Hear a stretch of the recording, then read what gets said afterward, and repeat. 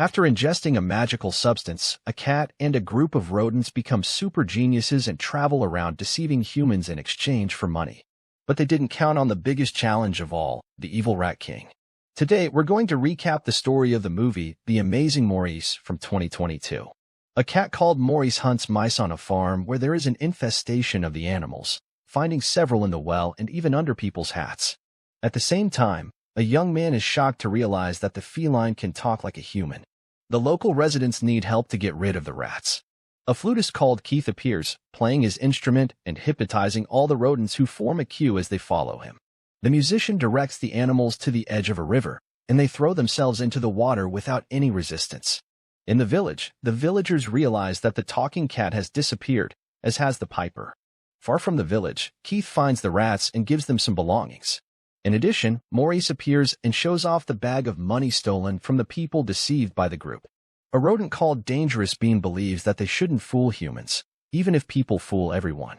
However, they need money to find Paradise Island, known as the Land of Dreams, where animals can speak and live in complete harmony with humans. Maurice claims that the island is far out at sea, and they need money to buy a boat that can travel there. In the next town to be invaded, the mayor hires rat hunters to exterminate the animals. However, the food in the town is disappearing, starving the people. The man believes it may have something to do with the disappearance of the rodents. After that, the head of the bandits enters the office, a bizarre fellow who wears a cape completely hiding his face and identity. In the city's sewers, the group of trickster rats runs through the pipes in order to invade the houses.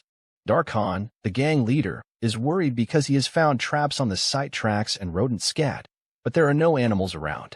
When Keith and his cat Maurice arrive in town, they come across advertisements about rewards for each mouse hunted. They can't find any food on the streets, and there is only one store open.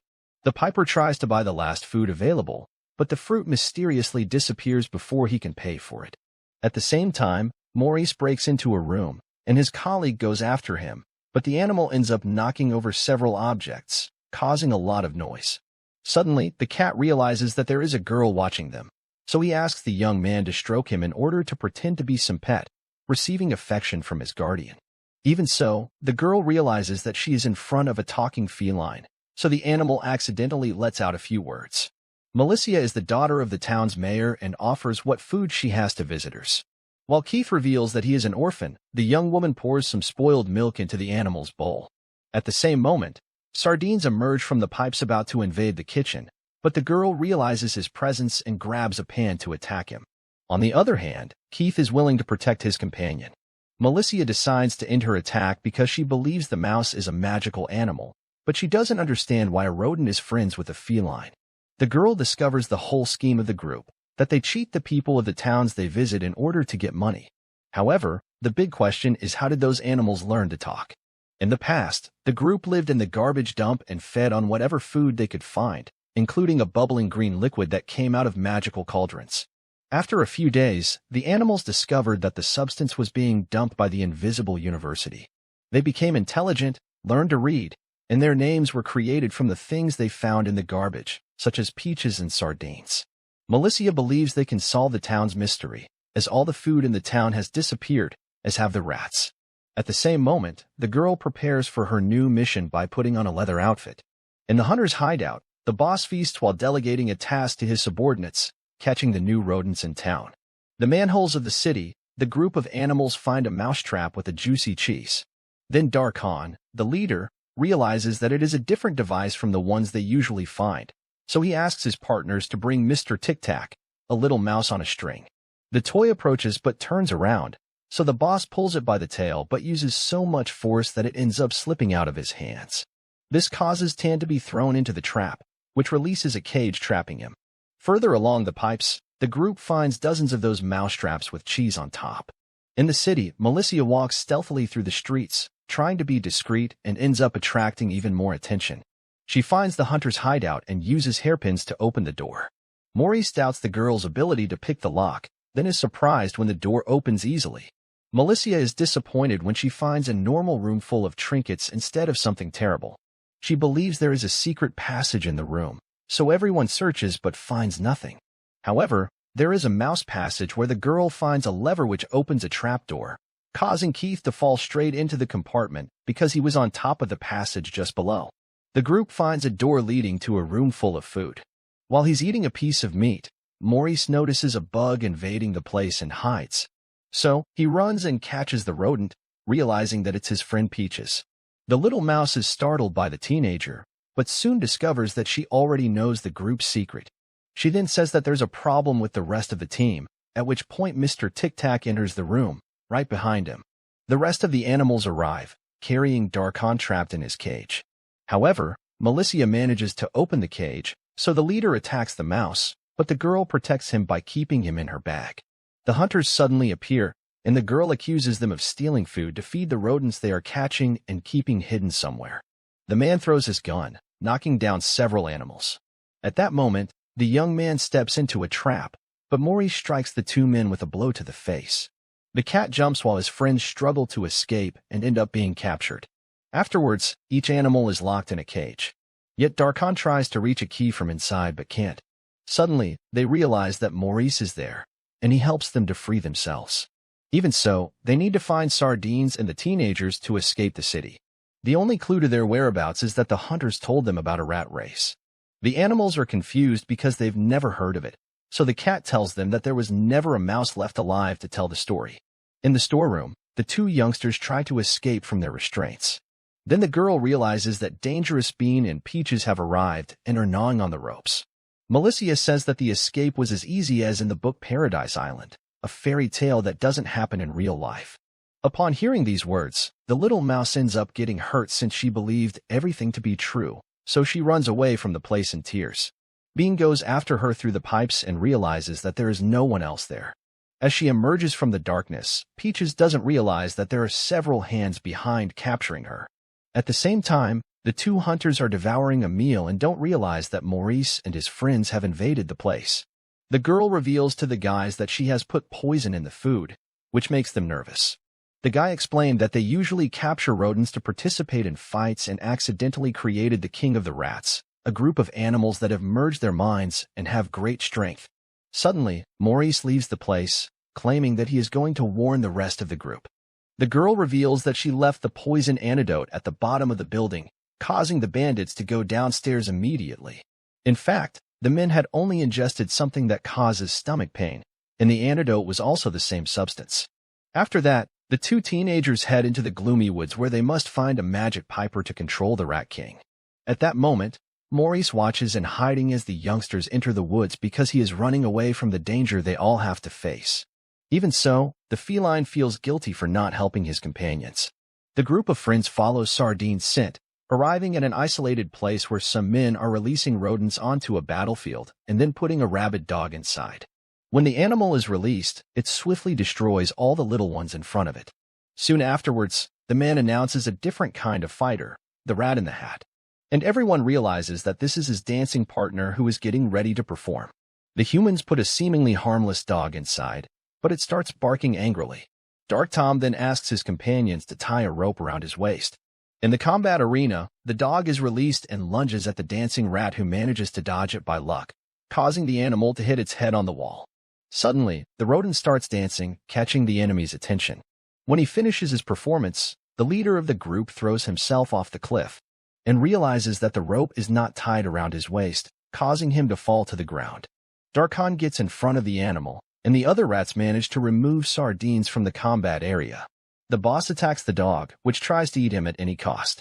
He then manages to mount his enemy who throws him up in the air and tries to devour him, and then throws the little guy against the wall.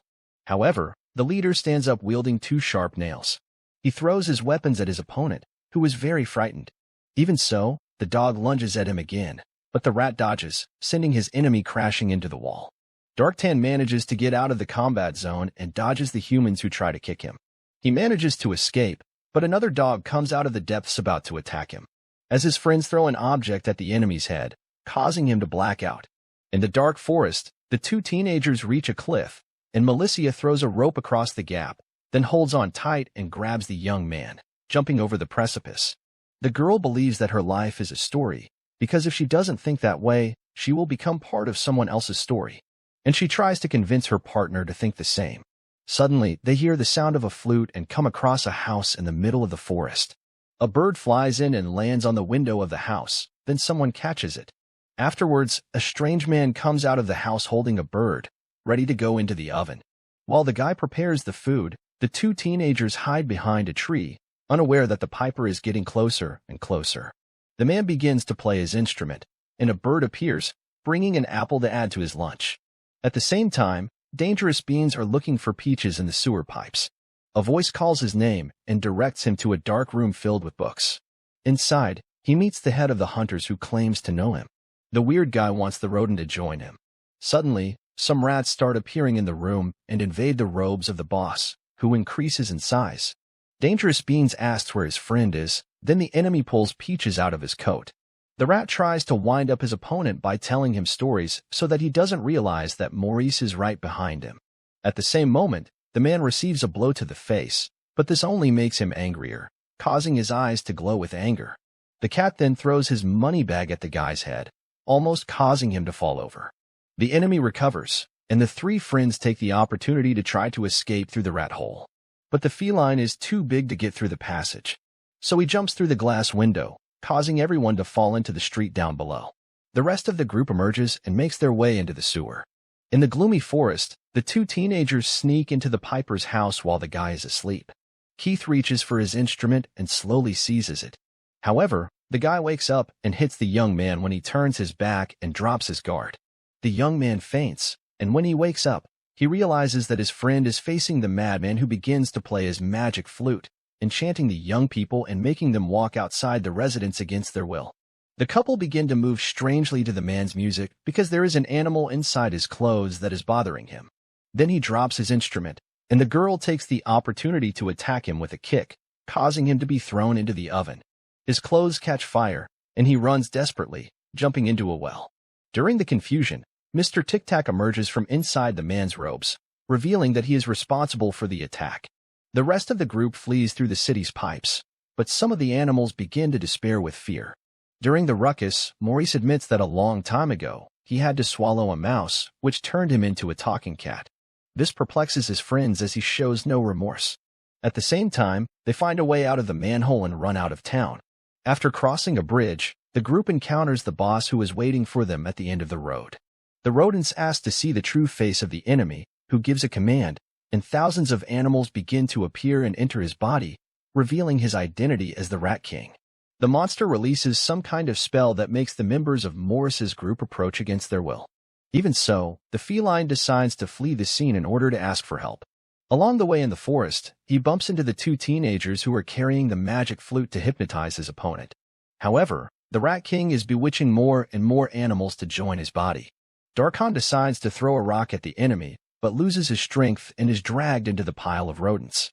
The creature is about to capture Dangerous Beans, but Melissa appears and tries to distract him.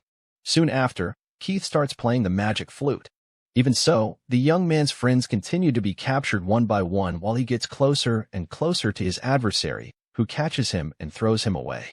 The girl faces the monster and receives a powerful blow, causing her body to be thrown into the forest. The young man believes that his music isn't working, so Melissa encourages him, saying that it's not the music that does the magic, but he himself. At the same time, Dangerous Beans refuses to obey the Rat King, so the creature captures him and threatens to take his life. However, the music comes on again, causing parts of the creature's body to fall apart, freeing the animals that have been hypnotized. Gradually, the monster is destroyed, releasing thousands of rodents, leaving only 8 bewitched animals that were united by their tails into a single organism. Suddenly, the enemy releases a spell that causes an explosion, demanding that Dangerous Beans join him, but the mouse denies his request. Then the opponent strikes a magical blow, causing the little guy to be seriously injured. Maurice decides to act and jumps at the boss, who throws another power at him, causing the animal to move away. However, the feline manages to get close and strikes each of the animals until he reaches the junction of their tails. It swallows the center, causing the enemy to fall apart. Then the group of friends appears, and Maurice approaches, carrying Beans, even though he is almost lifeless. Later, in his imagination, the cat realizes that Lady Death has come for him and his companion. But the feline claims that he still has 6 lives left, so he asks to donate one of his lives to the rodent and the lady decides to grant his request. When he realizes that everyone is fine, he kisses Melissa, who is startled but returns the kiss. After a few days in the city, hunger no longer exists, and Keith has become the town's Pied Piper, putting on shows with his fellow rats who live in harmony with the humans. So, what did you think of this movie? Leave it in the comments below. And if you liked the video, like and subscribe for more movie recaps. See you next time.